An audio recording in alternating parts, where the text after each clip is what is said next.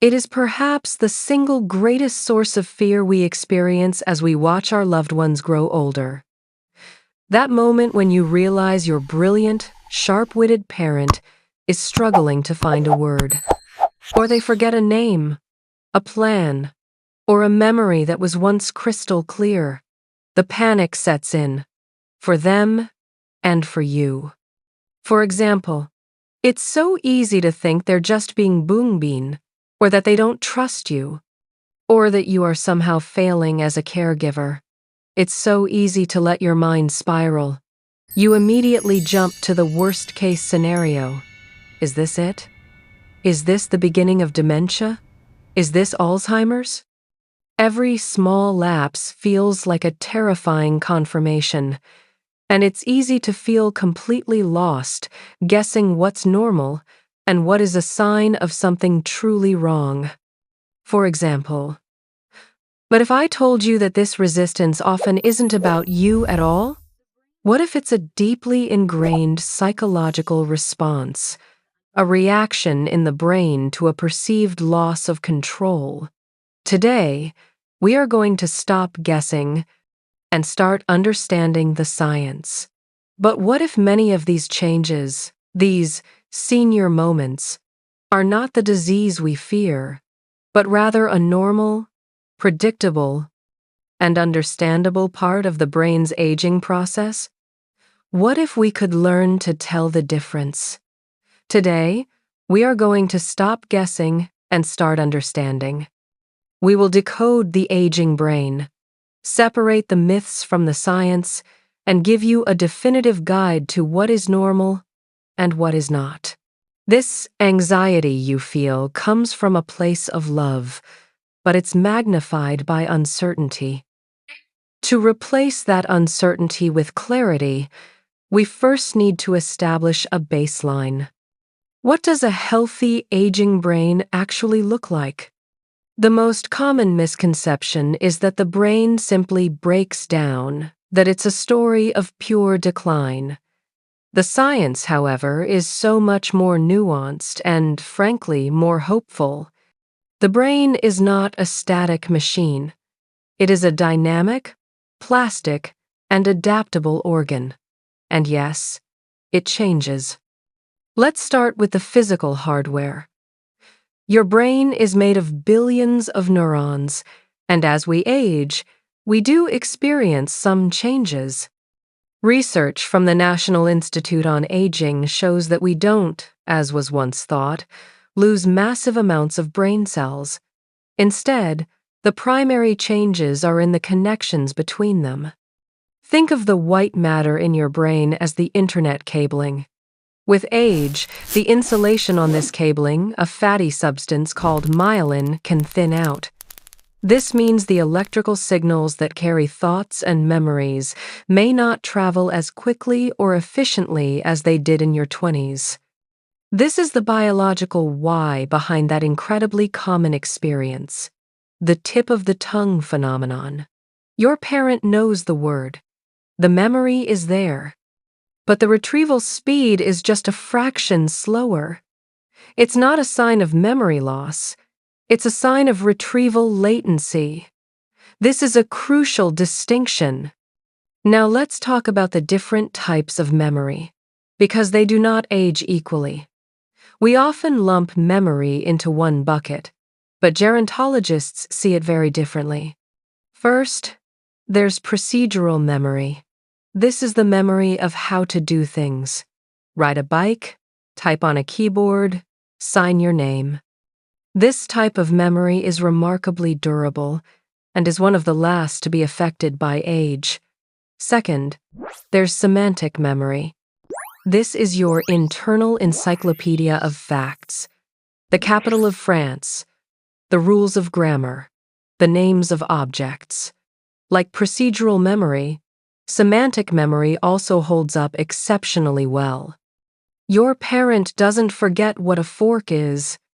The type of memory that is most noticeably affected by normal aging is episodic memory. This is your personal diary of life events. What you ate for breakfast, what you did last Tuesday, the details of a conversation you had yesterday. This type of memory requires the brain to link what, where, and when into a single, cohesive event. It's a very high-energy process, and it relies heavily on a part of the brain called the hippocampus. The hippocampus is particularly sensitive to age-related changes. This is why your parent might tell the same story twice, or forget the details of a recent event, yet can still recall their childhood with perfect clarity. Those older, crystallized memories are stored differently and are more robust. It's normal. Let's talk about another common fear: multitasking. You notice your parent struggles to cook dinner while also holding a conversation, something they used to do effortlessly. This isn't a failure of intelligence. It's a normal change in what we call attentional resources or executive function. These high-level skills, planning, problem-solving, and managing multiple streams of information are governed by the prefrontal cortex. This is the CEO of the brain. Research in cognitive aging shows that this CEO becomes more distractible with age. It has a harder time filtering out irrelevant information. So, when your parent asks for quiet while they concentrate on a task, they are not being difficult. They are intelligently compensating for a real, biological change in their brain's processing ability.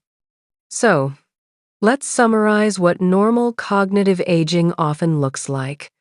Slower processing speed. It takes a bit longer to learn new things or recall names. Forgetfulness. Forgetting where you put your keys. Forgetting what keys are for. Difficulty with multitasking. Needing to focus on one thing at a time. Tip of the tongue moments where retrieval is slow but the memory eventually arrives. All of this is part of a process. It is not, in itself, the disease. So when should we be concerned? What is the dividing line? The what's not part of our guide is about moving from forgetfulness to functional impairment. The key word, the one I want you to remember, is functional. Normal is forgetting where you parked your car. Not normal is forgetting how to drive the car. Normal is needing to use a grocery list. Not normal is getting to the store and being completely disoriented, unable to understand what to do or how to pay. Normal is forgetting a person's name. Not normal is not recognizing your own family members or not knowing your own name. We are talking about a pattern of changes that is persistent, progressive, and most importantly, interferes with daily life and safety. This is when we move from normal aging to what doctors call mild cognitive impairment, MCI, or potentially dementia. Let's look at the signs that warrant a conversation with a doctor. First, memory loss that disrupts daily life. This isn't just forgetting an appointment, it's repeatedly asking for the same information, relying heavily on others for things they used to manage, or experiencing significant confusion about time and place. Second, challenges in planning or solving problems. This goes beyond needing help with a new smartphone. This is a sudden and new difficulty with familiar tasks, like managing a budget, following a recipe they've used for years, or understanding the rules of a familiar game. Third, confusion with time or place. This is a significant red flag. An aging parent might get lost in their own neighborhood, or believe they are in a different decade, or be unable to understand how they got where they are. Fourth, new problems with language. This isn't the tip of the tongue moment. This is struggling to find even basic words, calling things by the wrong name, for example, calling a watch a hand clock, or stopping mid-conversation with no idea how to continue. And finally, and perhaps most distressing, changes in personality or mood. This can include new onset suspicion or paranoia, for example, the neighbors are stealing from me. Severe apathy and withdrawal from social activities they once loved, or uncharacteristic agitation and anger. These are not normal senior moments. These are significant warning signs that something in the brain's fundamental structure and chemistry is changing in a way that is not typical. This is not the time to guess. This is the time to get a professional medical baseline. Understanding this difference is the single most powerful tool you have. It allows you to stop catastrophizing every key finding moment. It gives you permission to see the normal changes with compassion and patience, and it gives you the clarity to act with speed and purpose if the not normal signs appear. So, we have the why. We have the science that separates normal changes from warning signs. Now, we move to the how. How do we use this knowledge to support our parents and, just as importantly, manage our own anxiety? This section is about strategy. The first and most critical strategy is for you, the caregiver. It is shift from gotcha to baseline.